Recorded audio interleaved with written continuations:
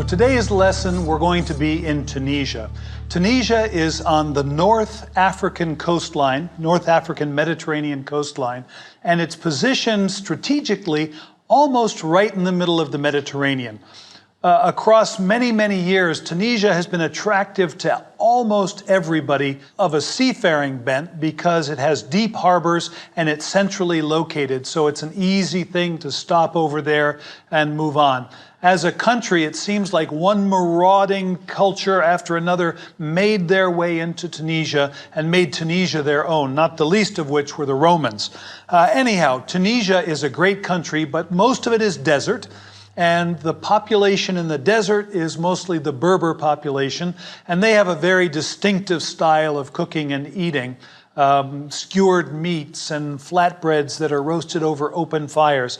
But there is a developing cuisine along the coastline that I think is delicious. The seafood is great.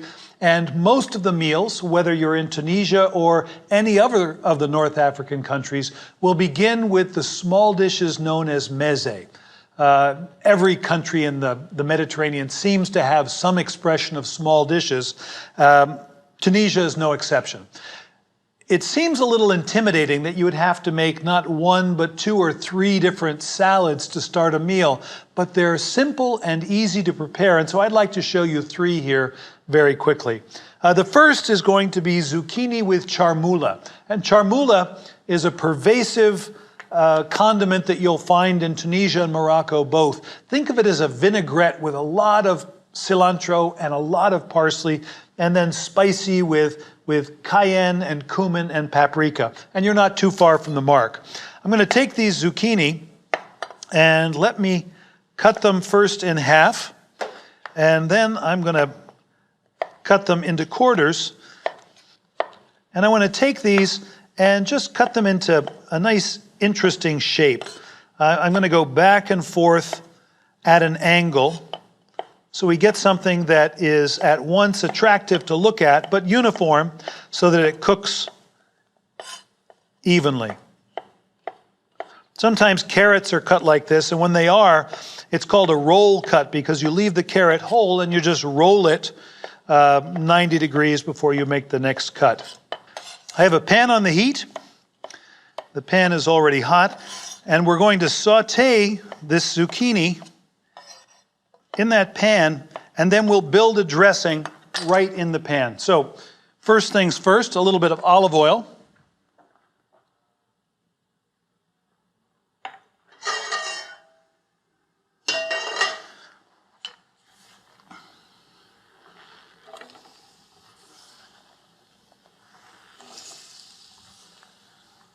While these are browning, I'm going to chop some herbs here.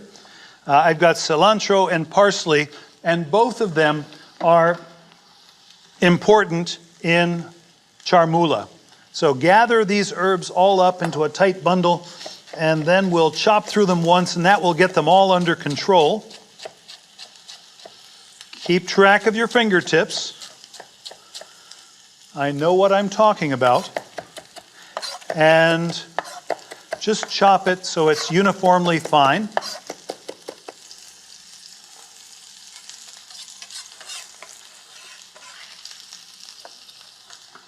Okay, so the herbs are chopped.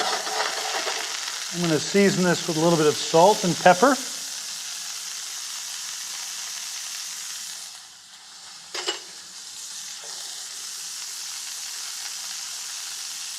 And I would leave it alone. I wouldn't worry it too much until you begin to see just a little bit of browning. I have the heat all the way up now, and when we see browning, then we can reduce it just a little bit. So as you see the first signs of browning, and you can see these are beginning to brown nicely, I'm going to introduce a little bit of onion, and I've chopped it very fine so that it will cook almost instantly.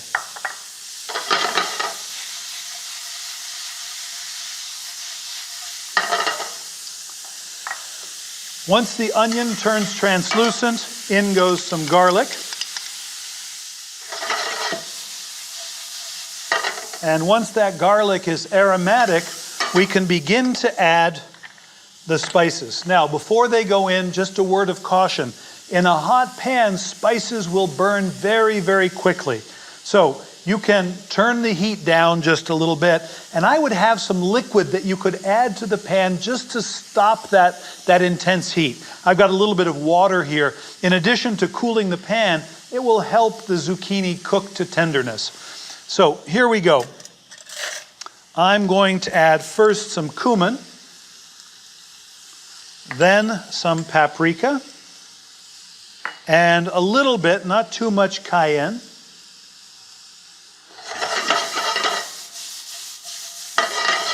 We'll just wake those flavors up. Once they're aromatic, in goes a little bit of water.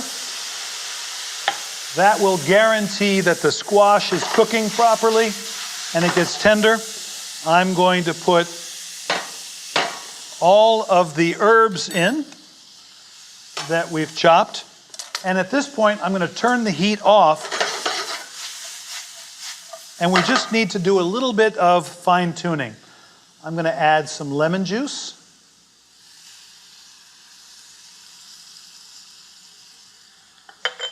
It looks a little dry, so a drop or two more of olive oil.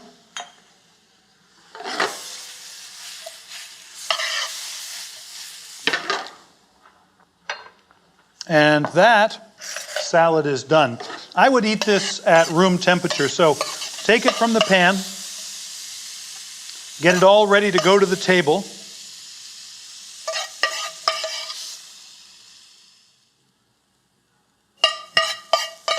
And there's one of our 3 meze ready to go. The second that I'd like to show you is almost simpler. I've got some carrots that were cooked in boiling salted water with a clove or 2 of garlic, and I'm just going to crush them a little bit with a fork, with the back of a fork. If you have a potato masher, that would work as well. I like to create sort of a rough mash of carrots. I don't want a puree, certainly. And that looks good to me right there. I'm going to make a dressing to go on to this.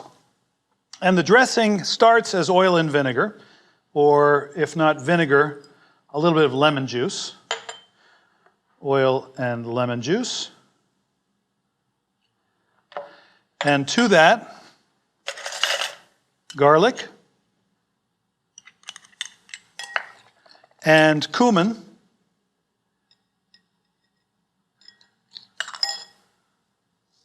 Salt.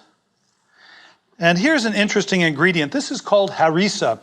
Harissa is a chili paste from Tunisia. It is primarily dried chilies that are rehydrated and pureed. There's garlic in there, there's coriander seed, and there's caraway. And you can buy it at Mediterranean groceries. It comes in a jar, a can, or a tube, and you squeeze out as much as you need for the dish that you're preparing. It's a flavoring agent. It's not a condiment in its own right. So as an example, if I were serving a stew and I wanted to add harissa, what I would do is take the harissa, add a couple of ladles of the broth from the stew, stir it together, and that could go to the table as a table condiment. But as it is, it's meant as an ingredient. So be a little bit careful. It can be spicy. And we'll add that. And just to tie this dressing all together, I saved some of the cooking liquid from having boiled these carrots. Here it is right here, a little bit sweet and viscous. And we'll add that and pour it over our carrot salad.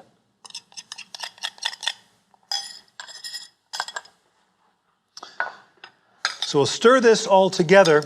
And there's 2 other elements that I like to add to this salad. One of them is olives, black olives. The other is a little bit of feta cheese that is crumbled.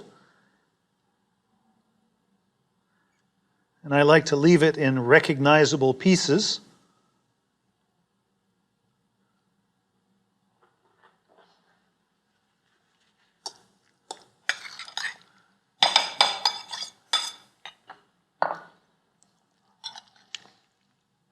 It's a little bit spicy, but I think in as much as we're only having small portions of this, a little bit spicy is all right. All right, there's the second of our 3 meze, and I'm going to set that over here. And we'll move on to the last. This is a fennel salad, a shaved fennel salad that is flavored with preserved lemon. Now, if you've not seen this particular piece of equipment, this is called a mandolin, likely because it looks as though I'm playing a mandolin when I slice. There's a very sharp blade here, so you want to be a little bit careful of it. And it's set so that I can shave this fennel very, very thin.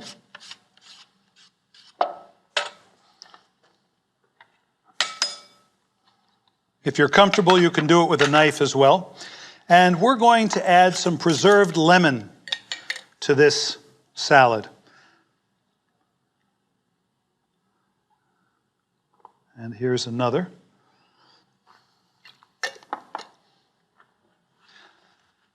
Preserved lemon has been preserved in salt, and I'll show you how to do this in a subsequent show. But when it's done, you should be able to push the flesh from the rind very, very easily. And you can see it just pushes right away. That's one indication that your preserved lemons are ready to be used. The other is that the flesh of the skin is no longer white and chalky the way you would expect from a fresh piece of citrus, but instead becomes a little bit translucent. So I'm going to cut this very, very thin because it's kind of salty, and we'll add it to our salad. Preserved lemon is interesting because in a culture like Tunisia, where for religious reasons they don't consume alcohol, you need a way to make your food sour. And lemons certainly come to mind, but they're a seasonal crop, so preserving them in salt makes them available the whole year long. But slice them very, very thin, very thin. So this is going to be the rind of a single preserved lemon. It's a little counterintuitive. You might think that you use the meat on the inside, but no, it's really the rind that you want to be using. The meat can be squeezed and you can get a liquid that's a little bit salty and lemony out of it. And I think we might include a little bit of that liquid in this salad here. All right. I'm going to season this with some salt. Be careful with the salt because the preserved lemon themselves have a good deal of salt. I'm going to add some pepper. I'm going to chop up some cilantro to add to our salad.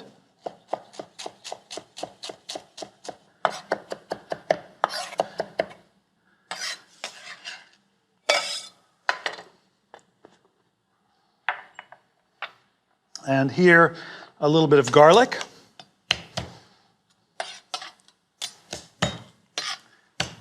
I'll just make this garlic into a paste and we'll add it to the bowl.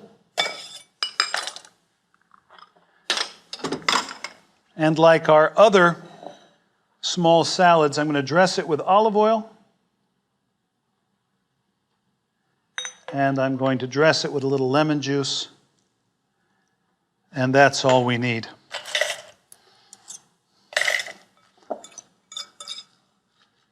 Now this salad, because the fennel is raw, probably would benefit from sitting for an hour or so that the salt could start to soften the crisp fennel and make it a little bit more tender.